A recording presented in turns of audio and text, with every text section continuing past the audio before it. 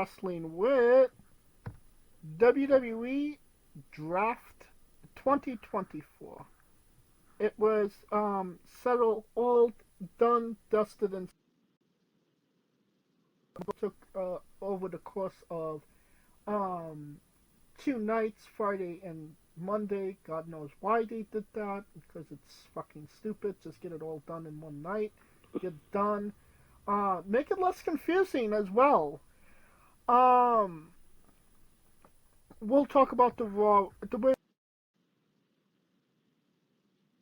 we'll break this down to SmackDown roster. And hopefully, you won't be as confused as we were when we saw this. Alright, we got staying on Raw, Damian Priest, Becky Lynch, Awesome Truth, Sami Zayn, Imperium, new to, no, let's talk about the people that are staying. No, let's talk about the people that got drafted. That's why we're here. Got drafted to Raw, we have, Damage, C-Troll, Io Sky, and on that form there was a Dakota Kai, an Asuka, and a pirate, Kairi Sane. We also have the LWO, Rey Mysterio, Dragon Lee,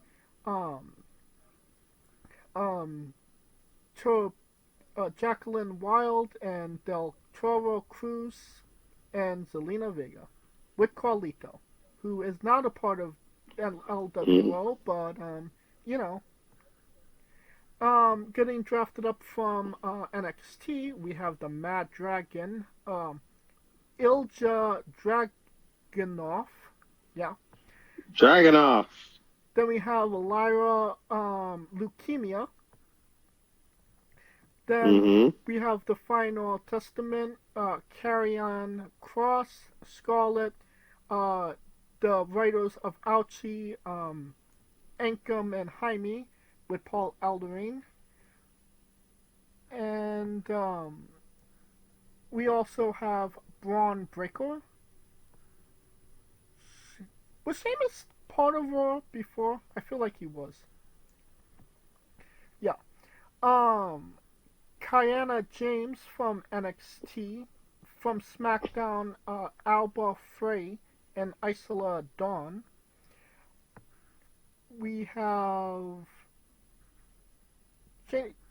No, they were already Raw. From SmackDown, New Catch Republic, Pete Dunne and Tyler Masturbates. We got Dijak back on main roster TV as well. And Odyssey Jones, who I don't remember being on Raw or SmackDown, so he must have came up from NXT. So, out of all the names that I said, any of them do anything for you?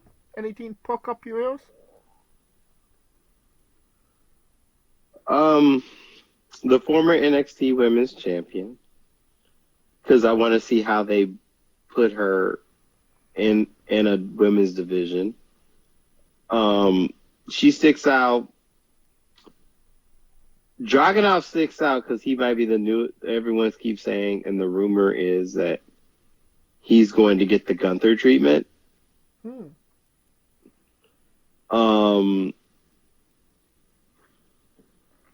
else? Kiana James is going to be interesting too, because they're drafting these girls as singles competitors, and I'm trying to figure out, okay, are they actually trying to put these ladies as legit contenders as the future of this women's division? And I think that they have a shot. I think those rooks have a shot, especially the females. And the way that you see how Tiffany Stratton has been booked, you're like, oh shit, they might have a shot if they put it in that right mold, right? Right. Granted, Tiffany Stratton has been putting in that work. So, the newer NXT people are very intriguing just to figure out their place. Because keep in mind, this is, I think, the first time we're doing the draft where in the post McMahon era where they're not coming up as not the gimmick that is opposite of what got them over in NXT. Right. So that is the biggest key. So let's figure out if the connectivity stays.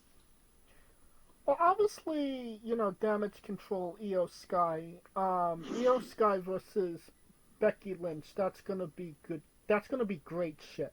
I can't imagine that that's not going to be banger after banger if they have a long form program with each other. Oh, I don't see it. Because honestly, Oh, Kaliko? If you can hear me, you dropped. God damn, I'm still here. I got you. I hear you now. I blame Ontario for this. I don't know if it's Ontario, Drake, Canada, or Ontario, California, but I'm blaming somebody for this. Anyways, Io, her story is more with Bayley. I think Liv is going to be the person to unthrone Becky. Right. But, I mean, does the championship need to be on the line for Io and Becky to have a great match?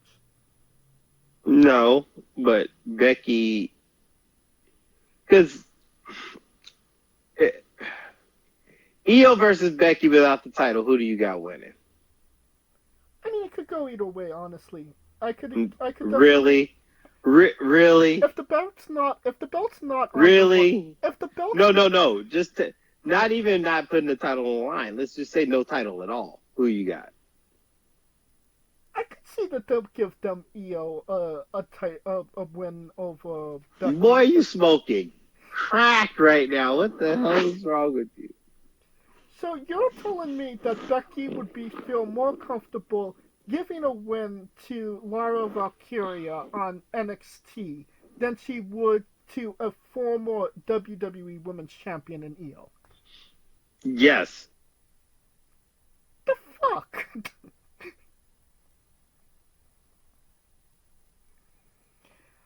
Oh, I think you dropped. I'm not sure if you can hear me or not. Yeah, I can't hear you. Well, I'll move on for the moment. You mentioned Kiana James, coming up. And, it might have been a big, move for her. But I honestly see her getting lost in the shuffle, considering, Lyra Valkyria does have that W on Becky, and they have been promoting her a hell of a lot more prominently than Kiana, just the way that they do things. And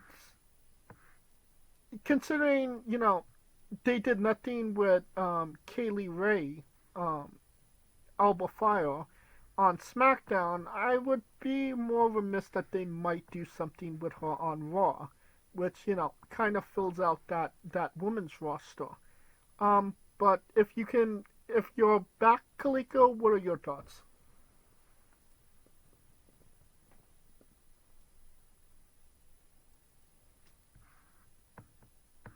And you are not back. So, what are your kind of thoughts on what I just said? I mean, I get it. I just look at it like they're gonna have to crop these new women because we're at a point where the Four Horsewomen has more days behind them than ahead of them. So eventually you gotta turn it over. And Illyria, who's on the roster, who has a win over Becky, a Kiana who could possibly get on there and show what she has to do makes more sense. Hell, even a JC Jane, a Gigi needs to have a shot. Like, a lot of these girls are going to have to get a shot eventually because they got a roster. It's just a matter of, hey, you got to showcase it now because eventually the turnover is coming. It's not a matter of if, it's a matter of when. Right. But, if they can't necessarily hang with the Four Horsemen, then, you kind of know who your players are and aren't. Obviously Io and Becky are going to be major flag bearers for Raw and holding up that guard, in my opinion. I think Becky's going to be there till Liv gets the title. Well, the long-term story is Liv's going to get the... Everyone thought she was going to get it off GP because she did the whole Rhea thing, which I think that was the original intention, but the injury kind of knocked things off. So it kind of gives it a nice little detour. Right, and probably by the time we're conducting this, that Liv might already be champion, considering she was supposed to wrestle Becky at Backlash. I would say SummerSlam. We'll see. I think we could maybe agree that it's an interesting shakeup for the women's division that it may have needed. Like I said, I'm interested to see what Alba Fire does because she was already a banger of a wrestler to begin with. Isola has kind of held her back, if I'm being honest. Yeah, Albert Fry was like a former NXT UK Women's Champion, if I'm not mistaken, right? The longest reigning, if I'm not mistaken. Right. So, I mean, she's got it. It's just a matter of showcasing it. And with a lot of older guards on SmackDown and a lot of older guards on this roster in general, it gives them a chance to show that they can go until they pull those triggers. And that, to me, means more than anything. They need to show that, hey, we have the next group coming. Right. On the opposite end of that spectrum, when I look at the LWO, Rey Mysterio, obviously Dominic, they're gonna be running that back sooner rather than later. Whether or not the rest of the LWO is with him, remains to kind of be seen. I don't know. Rey Mysterio's getting this little rap that everybody seems to betray him. I don't know if he's got like this bad homie syndrome or something, but I don't know what the fuck. I don't know what the fuck is going on with him, but we got to figure it out with Ray, man. And then, we're talking about Dragunov. Considering that Imperium dropped Leonardo da Vinci, I could easily see Leonardo da Vinci. I could easily see him slide into Imperium as the third member and kind of have maybe a little bit of a power struggle between Gunther and Dragunov. That was always in the rumor mill. The only reason I'm like, is because didn't Dragunov beat Gunther in the first place? I mean, yeah, but it was a long time ago and nobody remembers that. So, man, why would the fuck would I? Bullshit. Why would I join a person that I already whooped their ass? Why would I be that's my. I mean, when I'm looking at it common sense wise, I already whooped your ass. Why the fuck would I be your lackey? Well, I could also believe that Gunther would bring him in, posing it as they're equals, so Dragunov doesn't, go after him. It's rather to have somebody that, like Dragunov, on your side rather than against you, because he's had that question answered in the past. I mean, you could be right there. I just look at it like it's almost like how can I put it? It's like if Kevin Durant beat the Warriors, and everybody knows what I'm talking about here, and he still went and joined the Warriors. Well, if they paid him a lot of money, I can't imagine he wouldn't. I mean, that ain't the point, sir. Like, why would I join a team that I already beat? Is the point. Why would I join a person that already whooped their ass? Is the biggest question. Well, I mean, obviously, New Catch Republic is going to form. New Catch Republic. Yeah, that's not a play on words. That's what their name is. Is it? Yeah. Motherfucker, I think New Czech Republic. Well, I can imagine that they're not going to go back to Sheamus and form Bangor Bros 2.0, Bangor Hub. It's going to be a Bangor. Oh, gosh. Yeah. Lord help us. Or it's going to be Burger Bros. Considering Burger Bros? Oh, gosh. What Sheamus has been dealing with as of recent. I question why they made such a big deal about signing Braun Breaker to SmackDown if they were just going to draft him to Raw.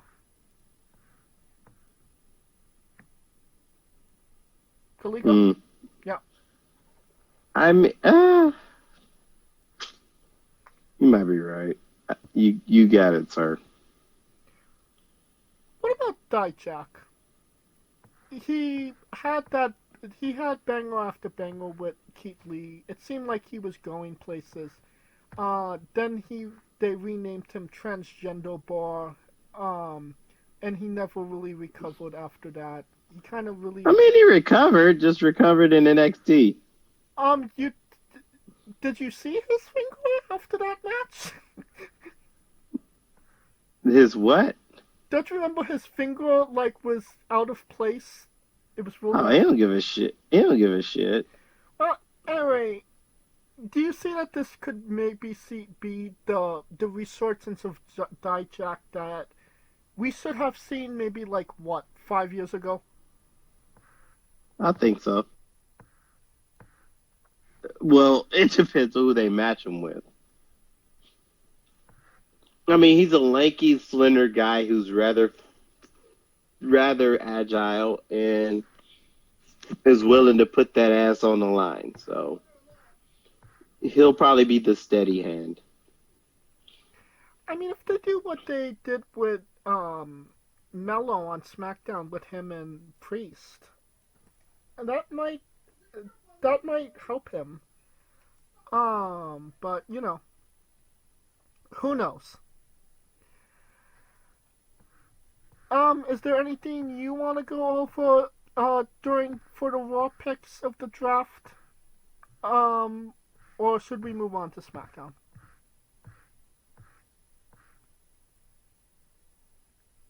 Kaliko? Damn it. Yeah, I just heard you. Okay. It's someone put it in a meme perfectly. When you see them hold a draft just to pick the...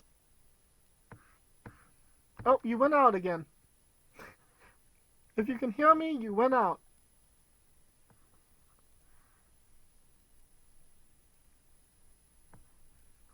Are we gonna see Kaliko respawn? Oh no, I'm here. Respawned! He's back. God damn it. I don't know what the hell. Okay, so someone put it in a meme where it was like, when you see them have a draft and they draft the same motherfuckers that were already there. Right. That is... Yeah. That explains it all right there. I go back to the draft in 2004 where it was just, at random. They picked a couple of Raw picked a couple people, SmackDown picked a couple people. We wasn't confused of who was on what show, who stayed where.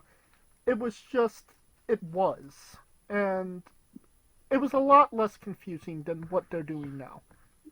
Damn, that for damn sure. All right, let's get to SmackDown. Um, I will say the champions did stay on SmackDown as well. Cody Rhodes, Bayley, A-Town Down Under, Logan Paul or SmackDown. Also staying on SmackDown, the Pride and the Prejudice,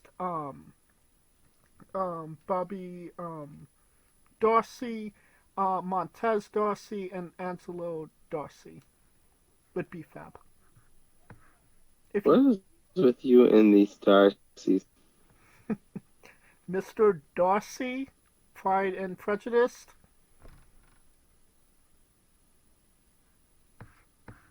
How dare you? What? They're calling themselves the Pride and the Prejudice. I know, they might as well just call them the Black Panther Party. Oh, but nevertheless, I'm not going to go there. Getting drafted to SmackDown, Shinsuke Nakamura, Chelsea Green, and Piper Niven. Candice LeRae and Independent Hartwell. Do It Yourself, Shawn Michaels and Triple H. Do it yourself, Shawn Michaels. Blair Davenport, Carmelo Hayes,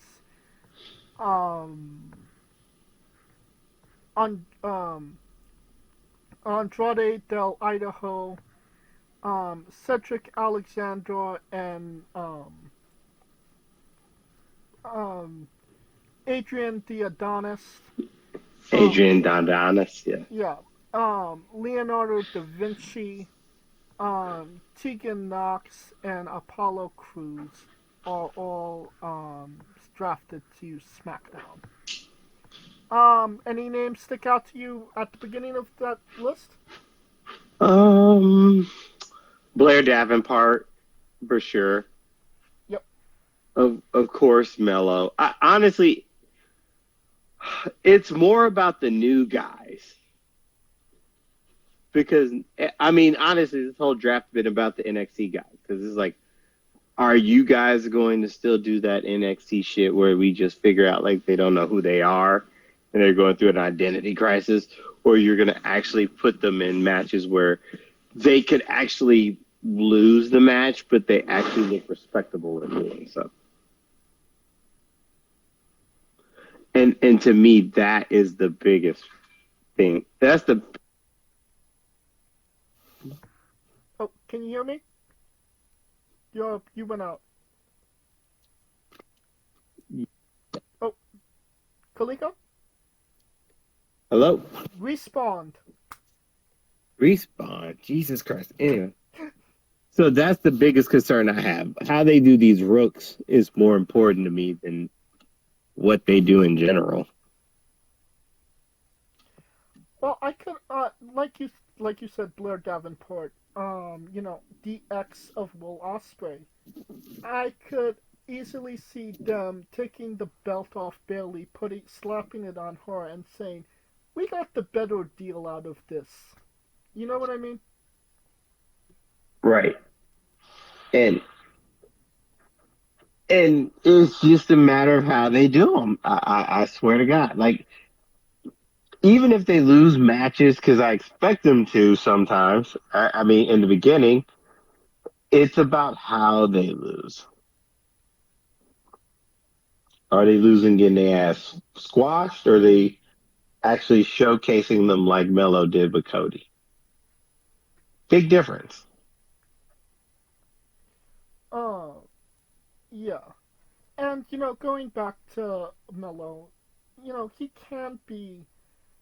It really depends on how they book him, because he can be a big-time player for WWE. But if he doesn't get booked the proper way, I kind of see him maybe falling to the wayside like an Austin Theory did in recent years. Well, the difference between Theory and him, Theory, Theory got pushed in the limelight too quick. He became a victim of luck. Because keep in mind, he got pushed to the roster super quick when COVID happened. Right. But I So mean, then he he went was back on the down for you, yeah, yeah. But what I'm saying is that they already exposed him before they put him back down. right, So he never got a chance, and then he already had the bad rep because keep in mind he will forever be known as the viral guy that let Montez Ford flip on his back and goddamn, who didn't catch him in the middle of the ring. You see what I'm saying? right. So the stigma was already there. So that kind of, for better or for worse, gave him the good or bad juju. Vice Mello got in. He got to showcase what he could do. He showed that he could have quality matches, quality promos. Had the hottest feud one of the hottest feuds in NXT with Trick Williams. You see what I'm saying? Right. I gotcha. So there's a difference there. And to me, that's the biggest key. Like like I just hope they don't do him like they did Johnny Gargano. Which is Because also drafted to SmackDown. Johnny Gargano and NXT are literally, I mean, Gargano and Mello are literally like the same build in a sense when you think about it. And Johnny Gargano is nowhere in the talks of being a top guy in WWE in on the main roster, while he's arguably the biggest star in NXT. Right. And that's not, I'm not going to say that it's Gargano's fault because he came in, and that's where I think you got to put the NXT stars in gaps because you have the NXT people that were there with Vince. Then you have the NXT stars that are stuck in that power struggle. That's what I call it, NXT power struggle, where they were trying to figure out, oh, we're pulling these people up, and Vince is like, I don't know, and they keep kind of like bumping heads. So now this is the first crop of stars that are just solely under Triple H with no input from Vince, and the rise and the fall is all going to be on him. So if they succeed and if they fail, he can't go, well, Vince and you see what I'm saying? Right. So this is probably the most important draft class of rookies for him. Point blank, period. I mean, it really is sink or swim at this point. You know, Yeah. like, with Vince it could be 50-50, but if you come from NXT and you straight up suck during the Triple H regime, then it's all on you. Right. Because Triple H has already shown he's in the mode of booking long term. Right.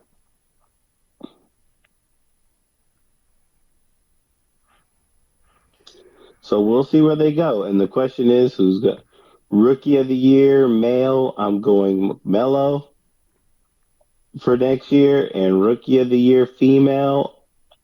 Though I expect Blair to get more shine than anyone I because mean, Bailey's on a roster where she needs people to mess with. right. But And actually, you know what? Scratch.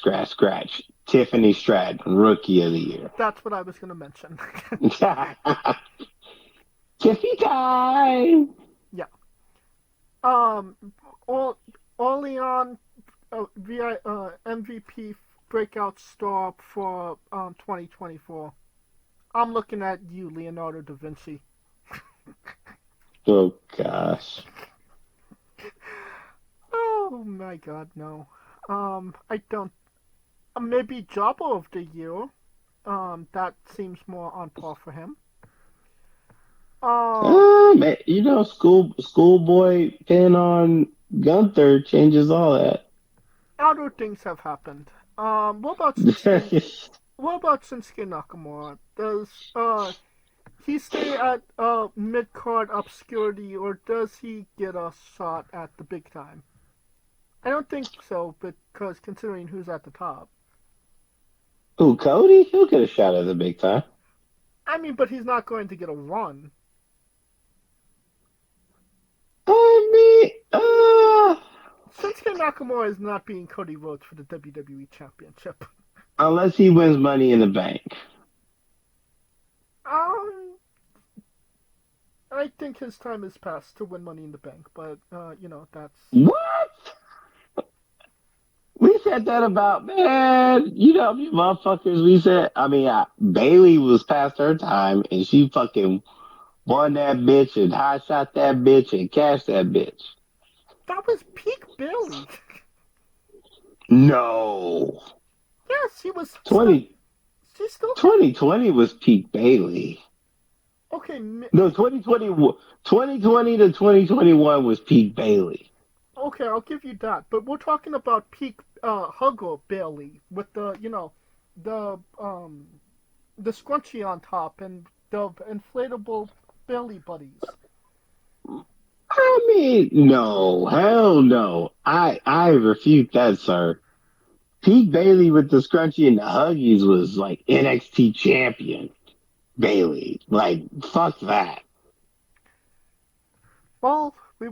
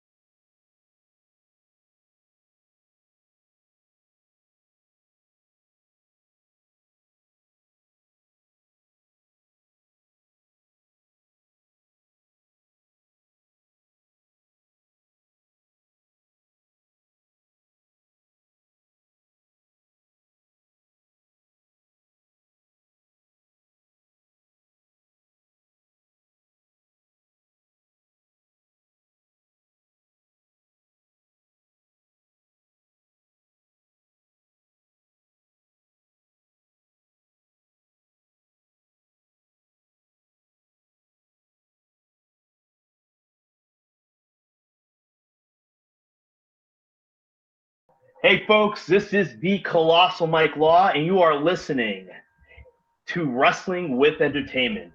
Enjoy the show. Support these guys. We appreciate it very much. We'll see you at ringside.